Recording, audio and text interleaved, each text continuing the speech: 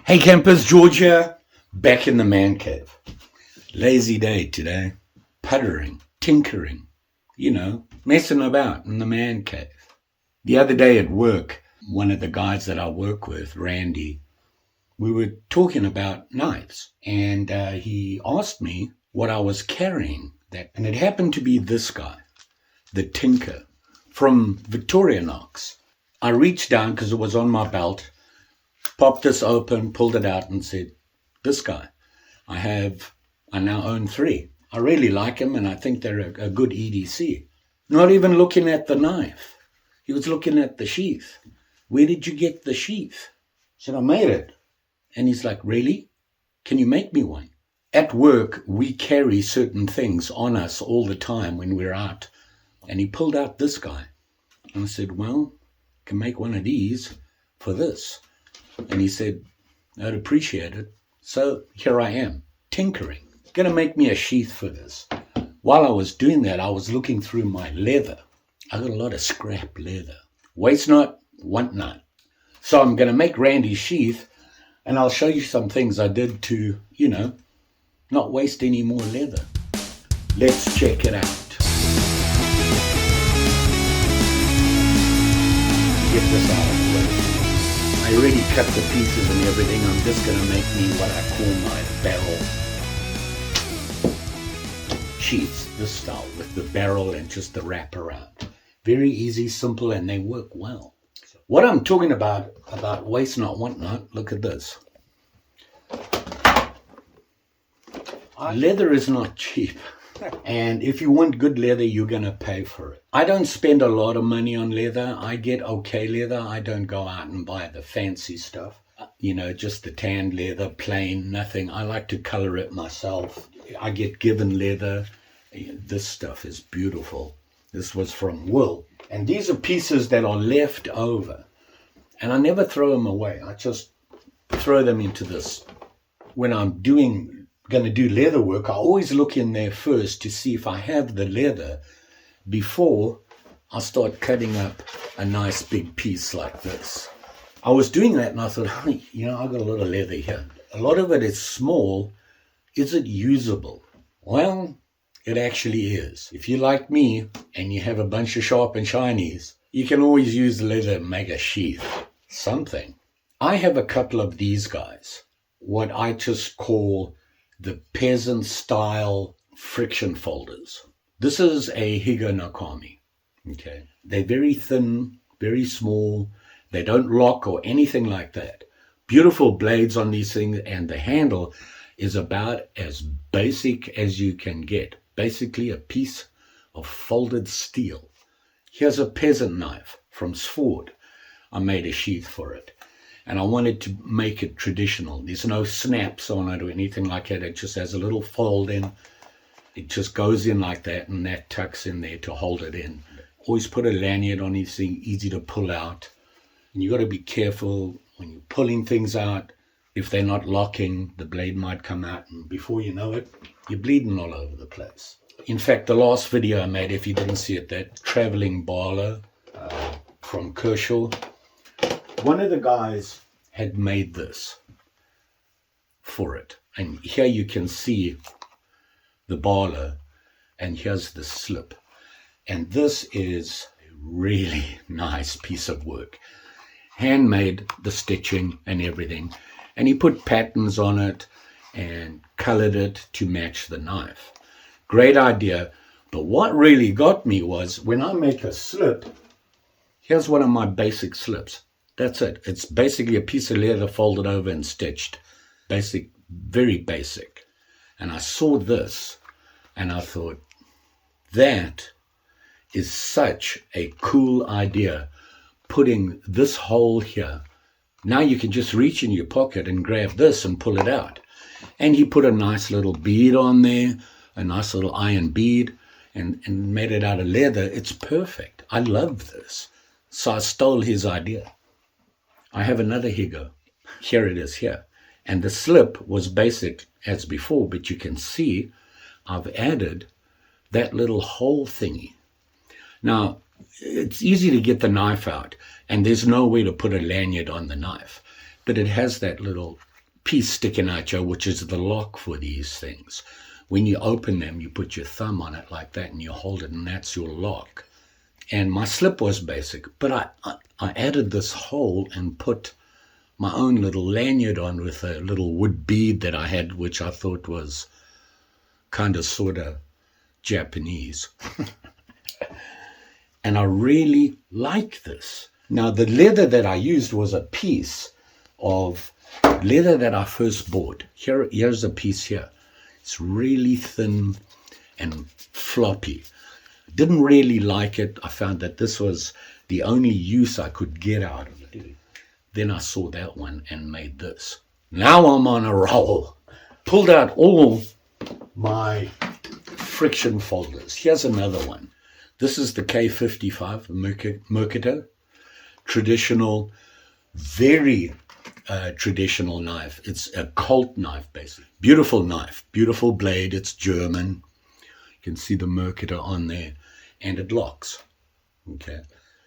I need to make a slip for it, so I want to do that into the leather piece as I go, and I'm going to start using up some leather. And I've got some other ideas with some other peasants that I have. I'm going to show you how I'm going to do the leather on this guy, and you're used to my barrel. You know, I've had a lot of people ask me, now, how do you come up with these ideas? How did you learn leather? Yeah, scrap. Scrap pieces of leather. Try it out. Try a stitch. Figure out what you're doing wrong. Learn from your scrap. At least you're not just tossing it away. You're saving yourself some money. And you know what? Practice makes perfect. And all it takes is a little bit of imagination. If you stare a little longer at it, you'll come up with something to add to it. So I'm going to get on with this leather thing for Randy. So I was looking at the flashlight, and you know, it's not a knife. It's got extras on it. It's got electronics on it. It's got a button, switch the light on and off.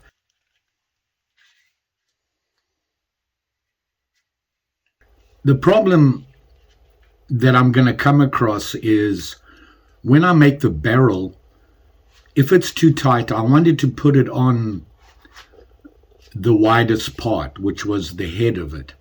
But when I did that, as you saw, the light switched on. Not good. So I had to make some adjustments. So I'm going to have to put the barrel just below the switch so that the barrel doesn't turn the light on when you put it back. Here I'm just trimming it down, get it so that it fits underneath the switch. And now I'm going through the whole marked it and everything, and now I have to put my stitch lines in. You've seen me do this. Remember, always overlap to keep it as straight as you can. And now I'm trying to figure out where the snap is going to go. If I put it where I wanted it to originally, it would have been right above the push button on the flashlight, which means that when you snapped it closed, you were going to turn the light on. So I had to drop that a little bit lower than that so that it didn't turn on. Now I'm lining up the barrel with the strap coming over and marking everything. You know, I lay it on top. When I sew the barrel together, I have to attach it to the strap. So I actually do it where the stitching is on the barrel. So you hide the stitching, basically. And one thing about leather is, you know, it heals itself. So you've got to make the holes bigger. Now, I mark the holes initially, and then I cover it with the dye. And here you can see I'm doing that, and I'm darkening the places where I'm thinking the edging of the leather and kind of shading it. The more you put on, the darker it gets. So I like to give it, you can see the line there on the strap. It just gives the leather a little bit more character, especially with this English tan. It actually looks pretty cool when it's dried and all, and it gives it a used look, if you know what I mean, by shading, basically. You can see it there. So while that was drying, like I said, I grabbed me a piece of scrap leather and my otter, my Merca cat, whatever you want to call it. And I found this piece that I'd cut off, and it just happened to be perfect. It's wide enough just to make a slip for this. So I'm marking everything out and trying to figure out where I want things to line up. Now, I'm not a big fan of doing the saddle stitch. It kills me. I struggle with it. It takes forever. But I don't have a choice here. I'm going to have to do it. So now I've got to punch my holes again. I just made sure, obviously, the knife is going to fit where I put the stitching. So here I am just punching those holes. This leather's really thin. It doesn't take a lot to get through two pieces like that. Now I'm just going to stitch it together, and I'm cheating. Doing one side. This is a saddle stitch. You should be using 2 needles. I just get all tangled up and it frustrates me, so I just use 1 needle, go all the way up to the end there and back again. Now what I'm showing you there is I like to just go over the edge there, over the edge of both. It strengthens that part of the stitch. It's going to get a lot of abuse there with the knife going in and out through the top there. So it just gives a little bit more strength, stops the leather from curling and things, burning off the ends here.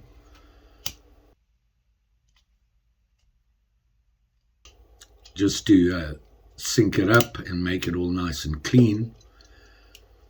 And there you can see the one side is done, and just, you know, repeat the other side, which I did there. I wasn't going to show you that. This video is going to be long enough as it is. Here I'm hoping the knife will fit. Seems to fit in there just fine. Comes in and out. It's snug enough and tight enough. This stuff I found at Joann's. I went there to see, you know, they have some leather stuff at our store, and they just happen to have these in a little packet, and it's those little rings, which was very cool. And while I was staring at that, I noticed those beads, so I broke down and bought me some little wood, inexpensive beads that have been painted for the lanyard. Now you've got to cut out the hole. You'll be careful here. You don't want to make that hole too big, because there's not a lot that holds that ring. So it's got to be probably a little bit smaller than you want, so that it's hard to get in through the hole, and it's snug. You can see I'm going to push it on and push it down. Very easy to do this stuff. The part you really have to be careful with is hammering down. You know, if you don't get it lined up properly and you hammer down, you're going to bend it wrong and you're going to be tearing it out. I've never had to do that. Well, much. So here, you know, the set, I like the idea that the set came with its own little punch. I like that. Otherwise, you have to go and buy a whole set. Now, I wiggle it around because you want to try and get all the way around and make sure the whole thing is snug. And there you can see it there. I really like this. I really enjoyed this project.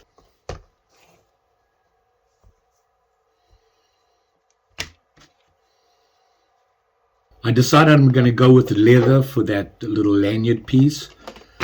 You know, the hole into the bead is very small. So I found this piece of leather. So I basically just cut it in half.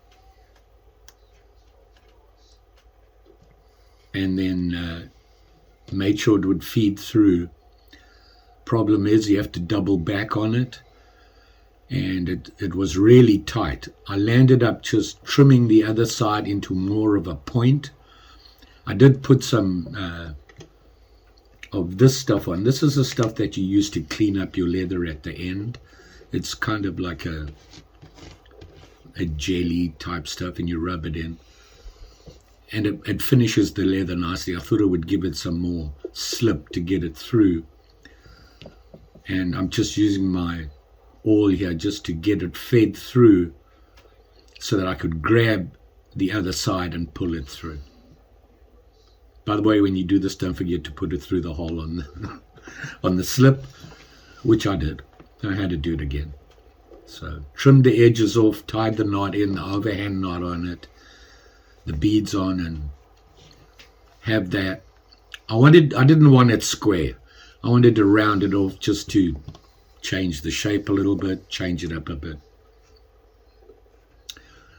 So I got a top, put it on there, which just happened to be the right size, and voila, it worked, kind of. Now, I'm doing this while the dye for Randy's flashlight is drying, and I want to make sure it's really dry because it hardens the leather and makes it easy to work with. Trimming off the corners is a good thing. It stops them from getting furry. Here you can see I'm using that burnishing gum again, and this time I put it over everything. This leather it's kind of nice. You done watching soccer? But it scratches easy, and Mary's checking to make sure I'm not using anything illegal. She was watching TV. You may have heard it in the background. She likes to watch soccer. I think she got bored. So I put the gum all over it, rub it in. It really cleans it up, and then using my burnishing tool, do the edges to clean up the furry parts where you cut the leather. And there you are. And as you can see, it's a really quick project, and that little hole really adds a lot to a very plain pocket sheath or slip. Back at Randy's flashlight. Here you can see how it's dried and gives that faded look.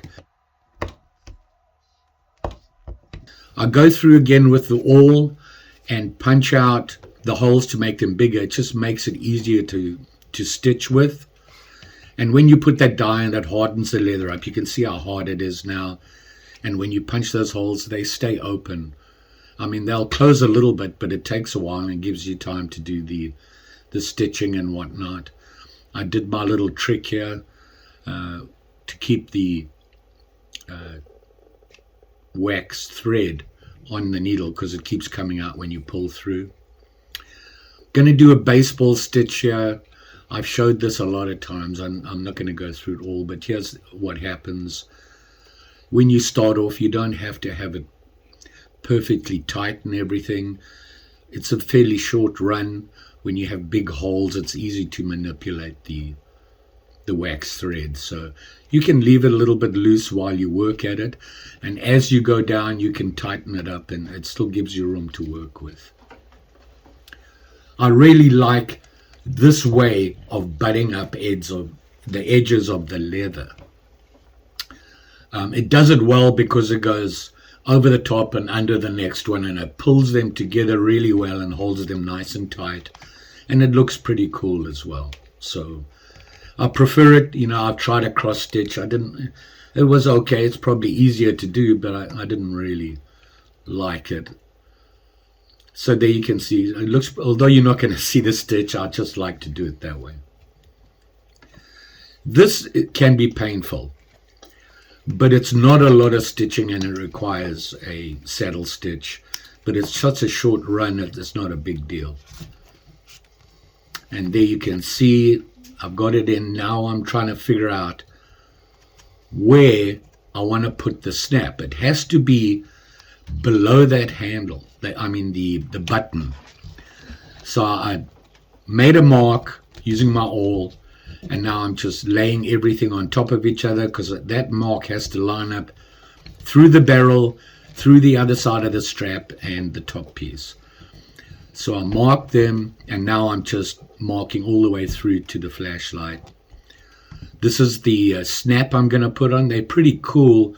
It's basically a nickel, a buffalo nickel. Punching out the holes.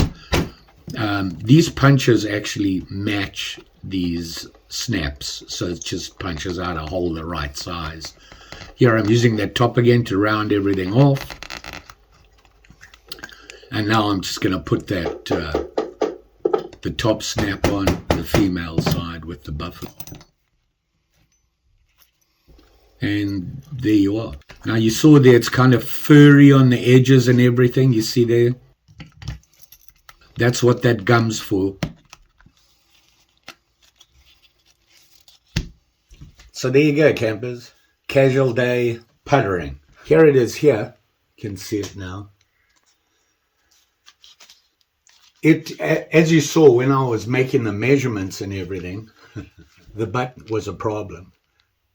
If I wanted to make the barrel the same width as the top of the flashlight, the problem was if you look at the leather, it's up against there and it would have pressed against it. When you put the stud on, you press down on it. So when you do that, it turned the flashlight on. So I had to reduce the size of the barrel, and of course that makes it sit a little higher. I don't think it's a problem though.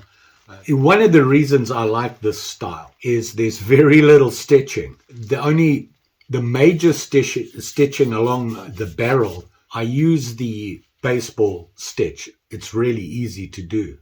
Anytime I can avoid doing the saddle stitch, that's a good thing. And that's the reason I like it. It makes them a really quick, easy, project to do, a couple of hours and you've done. I made this guy while I was doing this. So every time I had to wait on this thing, like the coloring and the dye on, I had to wait for it to dry. So while I was doing that, I literally made this guy. You can see it there. From scrap, and finished it off when I was finishing this off. And so that wasn't too bad. It actually went pretty quickly, and I'm really starting to like this. I like this idea. When I saw this, it really opened my eyes. It makes such a huge difference than just this guy that I was doing. It's kind of boring. Although this was, I think, the first one I ever made, very plain. And I like having this in my pocket. I like this style. I hate things in my car keys bother me. These little slips make a huge difference. And like I said, this was the first one I did. These are just so much cooler looking. Although these are bigger knives, obviously. And, this is the Higo one. And, just putting this on makes it a little cooler. I mean, they're not fancy. These beads are just wood beads that I found at Joann's. And I thought, I wonder if I can get the 550 through that. I should show you how I get around that problem. Came out nice. Once again, this time I put leather on here because I just thought it would be better. Very cool. Somebody says, you need a knife. They're going to look at it and go, wow, that's pretty cool. I have another Higo, like I said, and I'm thinking of doing basically the same thing there, folding this up and stitching, doing a saddle stitch up the sides. You're having this flap down and having this across the front here to hold the flap in so that it'll be like that, and this would go into there, and just trim out the edge here so that the extended tang sticks out. So I love doing these things, and you know what? I get rid of all my wasted leather. I was going to show you that trick, right? I want to put a lanyard on the Mercator, and it doesn't really show the problem. I've got some 550. Now 550 is pretty thick. You can cut leather to what you need. In your 550, you got all those internal strands, these white things. It's too thick to go through, say, a small little lanyard hole in a knife. Perfect example was putting the leather through the bead. I couldn't get 550 through there. The hole's too small. But if I'd done what I knew, but you get your 550, cut a piece off like this, pull that out and make it nice and flat. And then to thread it, you would burn the ends, not spread out. You can see I just, look how thin it is. Now you can actually heat it up and round it off and make it into a long thin point, and you can get it through and pull it through. That's how I get around it. Tag on here. It's not going to get a bead or anything. I could have left the 550 hole, no problem there. Put it in there. Tie your little overhand knot in it. Now, I don't like a big piece hanging off. And I also like my knots to look nice. Pull it nice and tight, like that. Okay. And then you can cut off the ends, leaving just a touch sticking out of the end there. See that? And yep, hit it with your lighter. All I do is heat it up. Don't breathe on it, George. And just blow it out and push it, and it sticks to there. That's never going to come out. And now you have a little indicator and a thing to pull it out of the sheath. So I'd use this to pull the sheath out of my pocket and then pull it out with that. You all be safe out there, especially now that it's summer's coming and we're all going outdoors and wandering around camping and whatnot. Be careful. Remember, have your possibles pouch. Be safe out there. Have your first aid kit and all that good stuff so that you don't get into any trouble while you're out there. Just saying. Don't forget, like, share, subscribe. You know the story. Pretty sure I'll be back. I'm going to do a video on my first aid kit, my flashlight, and my 55 pouches. It was a good time. I like doing this stuff. It's very satisfying. And it's not a lot of stress, which I'm trying to avoid. Thanks for watching. See you again soon.